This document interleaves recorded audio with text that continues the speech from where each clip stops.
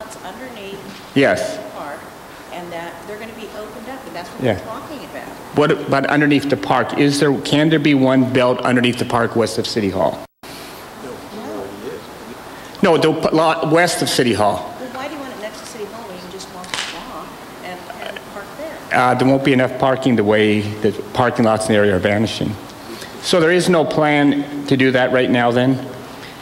There is a parking lot, again, you can show there's going to be... Parking garage Yes. under this, and this is all It's not a open parking now, garage. it will be open. Yeah.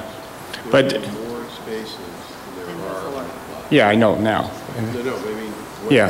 We've when said those that. are open, Yeah. there will be more spaces open than there are spaces on the lot that will shut down. So there Let me is just not repeat. any plan to have parking as studied as an option underneath that parcel then right now? Okay. Because I've been told other things. And what about the Civic Plaza to prevent shutting down the transportation routes? Is that going to be an option for the future?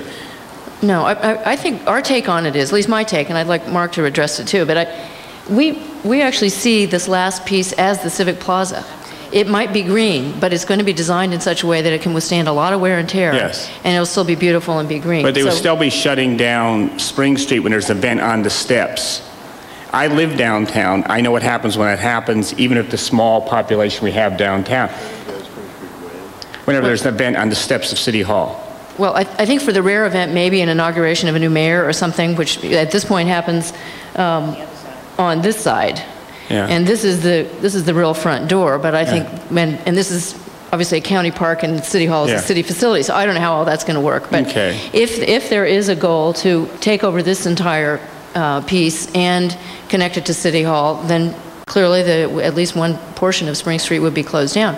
That happens now from time to time for I big know, events anyway. unfortunately, yeah. Yeah, and we don't see it as happening all the time. It would happen only when it works for Okay. traffic. But neither of those options are on the table for the future consideration right now. Well, I think what you're referring to, because let me, Yeah. if I'm expressing it correctly, I think you want a plaza that bridges Yes. the street over Well, a lot of to people here. downtown have expressed that interest. Yeah, well, I think for the money that we have in hand, and for the... Oh, I agree. There are design reasons not to do it as well that Mark could address, because the height you have to achieve to bridge over trucks is, I think city rules are 25 feet. So you'd be Yeah. up 25 feet. You're basically creating a wall at the edge of the park, which I don't think anybody wants No, to you'd be look dipping at. the street underneath it, but, Well, we can't, dipping the street underneath is really not possible because of the slope, the required Okay. grade change. We'd have to go so far back, you'd have to start the slopes. Okay. It really doesn't work. And there are utilities buried in That's the what I wanted to street. understand, because we've been told in the past these were options that Oh. were being considered, and we've never been told they've been taken Yeah. off the table. Oh, okay. Okay, thank you. Well, Mark, did you want to address it, or is that's good enough? Okay. Yes. Good evening. I'm K.M. Williamson from Urban Public Realm Consulting, and I just want to quickly thank you for having this meeting here tonight. It's really, you have great models for us. It's very easy to understand, and unfortunately I wasn't involved in any of the earlier meetings, but I can certainly see where you've been. And so I wanted to ask one question about the openness now that you are able to take advantage of in reconfiguring those ramps like you have. I see from your community input over here on the other side of the room that one of the most serious concerns from the community was about safety. And I've heard about your programming here. It sounds like you've got great programming approaches. Most of those programming approaches do seem to be major event sort of programming. And one of the best ways we found to support safety in public spaces is to design the spaces for sort of casual and regular users. And I can see that now that the space is more open, there's almost a natural sort of loop possibility for pedestrian pathway around. And when I was looking at the models there, I saw that those were sort of interrupted at the Broadway and Hill Street crossings. I think there's still middle road medians there. I think without too much financial burden, those could be opened up. So I'm wondering if there might be a conceptual approach to envisioning a sort of loop where there might be crossings at the north and the south area of a pedestrian loop, or if that becomes too much, for instance, to put two pedestrian crossings on both Broadway and Hill, there might be a sort of figure-8 configuration. You could make, maybe over on Spring, the crossing sort of come across. My point is that the advantage in having a pretty easily understood pedestrian pathway that could be used by joggers and dog walkers and pedestrians very casually. The advantage of a loop is that you can use that over and over and over, and that's where you get your regular and casual users for the space. So I just wanted to give that little bit of input from the design perspective, and thanks very much. Okay, I can just explain that I think Mark touched on this, but the notion there are pedestrian crossings right now, both in you mentioned Hill Street and Broadway. There are pedestrian crossings right now. I think the goal is to sort of mark it more obviously as pedestrian turf with a different kind of paving pattern, and to widen it out. I mean, you still need to stop the car. These are very busy streets, as you know. Yes, yes, and that's true. it requires stopping the cars, and there's a certain length, and we haven't gone through traffic analysis of that yet. But you can't back the cars up too far into the intersection on either end. But the real goal is to declare it sort of as pedestrian turf, have a lot of trees, have different paving, and then deal with the actual technical aspects of the intersection with the traffic people. I think we agree with you, but we do have to keep the cars moving at the same time. Right. That would at least, if some sort of crossing, I mean, ideally it'd be at grade, but yes, then you have the problem of interrupting the traffic. But from the pedestrian viewpoint, coming up to the street and seeing that barrier there is kind of a deal breaker. So probably we'll work something out conceptually with the We will plan. come back for schematic design. Great, thank you. Yes. Hi, thank you. How much revenue will be generated for the county as a result of this park? Probably zero. In fact, there will be. To give you the parameters of it, we are still working on the business plan and the operating plan. We're working on everything at the same time. So we don't have, and in fact, Mary is helping us work on that. We don't, just as this is at the conceptual stage of design, the business and operating plans are in their early stages, and they will come back to the Joint Powers Authority for review. I think the hard part in running any park is finding enough money to run the park. That was my next question. Yeah. So that the entire operating costs for this park will come out of the county general fund, then, I assume? Right now it does. Yeah. Right now, there's a certain amount of money that goes into the park. And what consideration was given to including some income generating? We are considering that. Stores, concession shops, particularly or events, some things that might be of interest to tourists who would come and leave their money with us. Those are all great ideas. Mary can address them. I can address part of it, and Bill can fill in. The ideal situation is to be able to lift the burden off the county entirely while giving them full control and authority over the public place. I mean, as public citizens, that's really what you want. You want to maintain the control. And so there's a variety of methods in which you can do this if in fact, the county should elect to allow a nonprofit to manage it, either one that already exists or a new one be formed. And there's a number of income generating possibilities that can occur. Some of it will be through private rentals in different sections of the parks. Some of it could be through retail possibilities with cafes. And then of course when you have the farmers markets and things like that, there's some small income generating opportunities. Additionally, you can do fundraisings and sponsorships, and that should be able to cover eventually over a period of time. Yeah, just to reiterate, because it's a fair question. We have always assumed from the get-go that this would not, as it is now, be run by the county. Rather, a nonprofit, as Mary said, an existing or a new one, would be set up. We're in preliminary discussions on that. A director hired, and it would be run operationally. In that process, we have met with the people who run perhaps the most successful example of that, Bryant Park in New York, Prospect Park, Central Park in New York, Millennium Park in Chicago. They're all different, but to understand, they've looked at our plans to get some basis for consideration of not only what will get people to the park, but how do you run this? What are the costs, benefits, et cetera? As Gloria said, it now costs the county. It does come out of the county general fund. The idea here is to be run by a specific park entity that not just cuts the grass and pays the security, raises the funds, does the entrepreneurial side as well. So we're not there yet, but we do have a little time. And again, that's always been the working understanding we've had, is that this can't be, oh, well, Gloria, why don't you all just write some more checks? I mean, rather, that's the way it is now.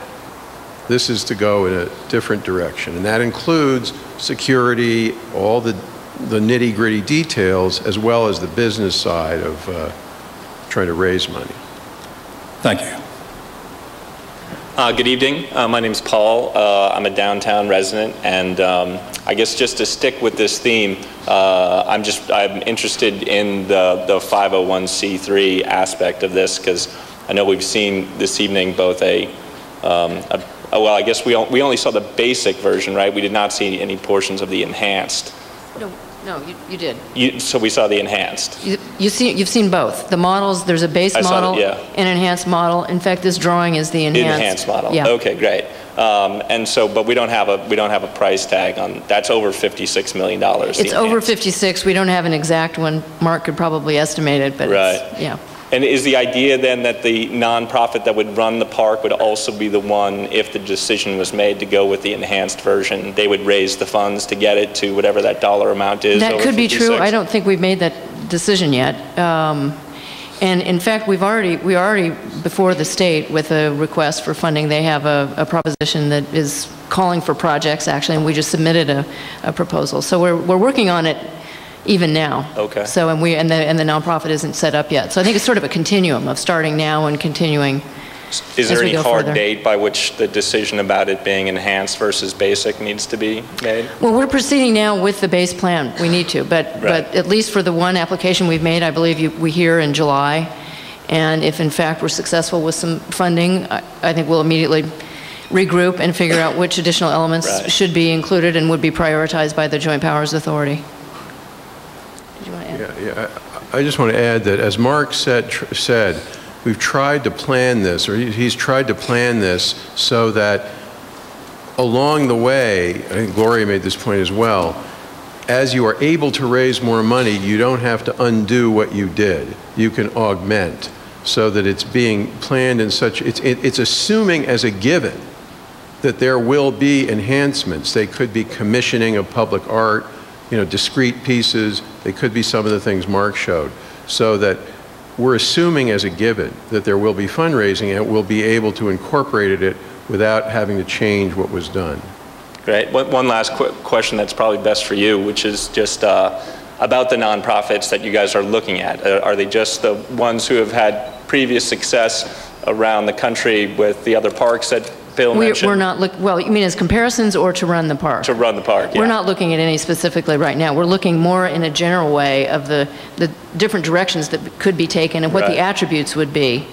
So we're sort of building into it, and we're building up to it right now. We're not really. I mean, no probably status on the 501c3 at this point. There's no status. We need to finish the business plan and know what the parameters are. We're doing some canvassing of the potential for corporate events to be held here. I mean, for example, if there's a big convention in the convention center, would there be interest for one night or the opening night or something of a convention and taking over the park? So we're talking to real people about real things now. I mean, the opening of this is not that many years out, and conventions are even lined up many years ahead. So we're beginning to be very tangible about it. So it'll come around, and we'll know soon enough, but we just don't know right now. Yeah. Well, I think you guys, I want to, thank you. This is great. I just sort of stumbled across this. I'm a resident down here, and $56 million in 2011 dollars really isn't a lot. And I think you guys have come up with something pretty good. So thank you. Thanks for coming. Go to this side, switching off the microphones. I just have 3 comments. Well, let me start by saying you guys have done a great job with this presentation, presenting a lot of good information for us. But I guess I have 3 comments. The first being, I'm going to kind of echo the same concern over the color choice. But I'm going to go the next step and mention, or essentially express my concern that this is, thinking this is a little too modern. I think we need something a little more classical. I mean, to complement City Hall. We've got plenty of modern designs in downtown. But I think I'm concerned that, you know, this thing would almost, you know, no offense, become dated before it even got built. So that's my main concern. And the last one's more of a, it's as much a question as it is a comment. Is curious to know what it is you guys think that makes this uniquely Los Angeles, and essentially how this wouldn't go anywhere else. I'll just. So the first sort of answer about the yellow and the orange, this is really a diagram of the moment to sort of help all of us see where things are happening in the park. And so I think we're not suggesting it actually looks like those pieces, but they're suggested placeholders. And I think we're trying to say that it's a place that gets more light, it gets more sun, has a different kind of overall aesthetic than the other side of the park. That's really the coloring is sort of a coding system of the moment. I think the overall memory of the park, whether it's sort of modern or classical, should be of the landscape.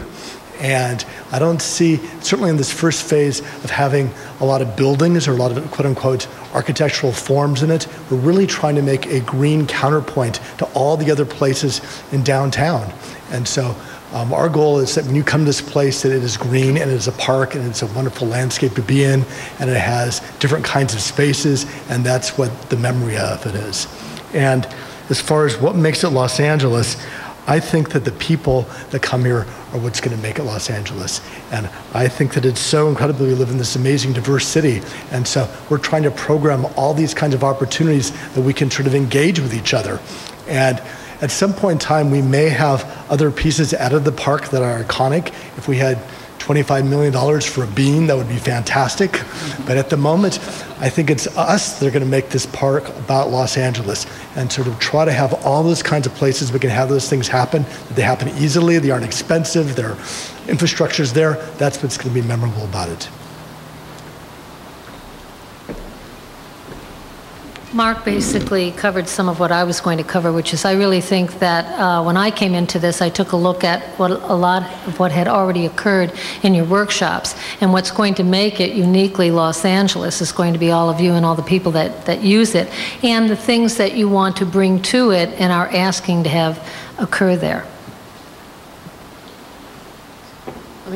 Before I go on to the next question, the bean, I saw some quizzical looks out there, is the sort of affectionate term for the Anish Kapoor cloud gate that is one of the centerpieces of Millennium Park. The reflective, it looks like a bean, the shape of it is like a bean, but it's suspended, it's huge, you see a reflection in it, and people love it in Millennium Park, and it's one of the 3 or 4 sculptural pieces that really attract people to Millennium Park.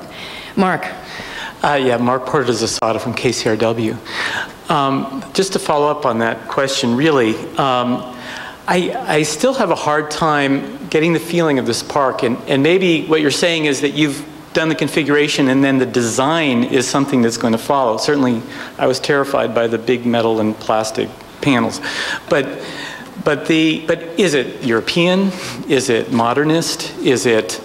I think some of the early ideas from people had kind of a big vision in them of a river running down, and would you say it's a series of lawns? If I was going to try to characterize this in one sentence, what would it be? What's the feeling of this park? Is it Spanish? Is it, what's the feeling? You answered it's green. It's a landscape. It's a public. But is it, landscape. if I say European park, I get immediate vision in my mind. And those are green, If I say Millennium Park, I get immediate vision in my mind, the big pieces of artwork and so on. Is there an overall feeling that you're going for as a designer?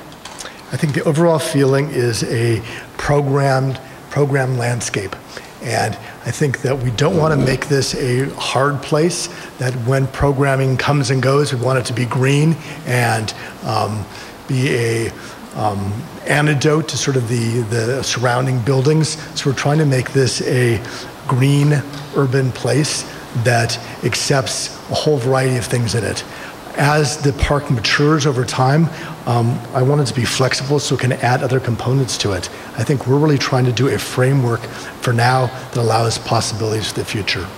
So, okay, so it's kind of to come. Is that not fair? No, I don't think it's to come. I think that when you arrive in this place in 2.5 years, that all of a sudden you're going to have a connected urban park in the middle of Los Angeles, which we never had before. And I think that you'll have a space that's 3 or 4 times larger than what you perceive those limits to be, and that it will be one that you can move through and circulate through. And so its general sort of perception will be one of an inviting, green, accessible space. Okay, great. Russ. Thanks. Russell Brown, Downtown LA Neighborhood Council. A couple of general comments and then some specific comments. I have sort of the same feeling. There's not a strong sense of design. And we have the amazing Disney Concert Hall and the Grand Project, which I think is truly transformational.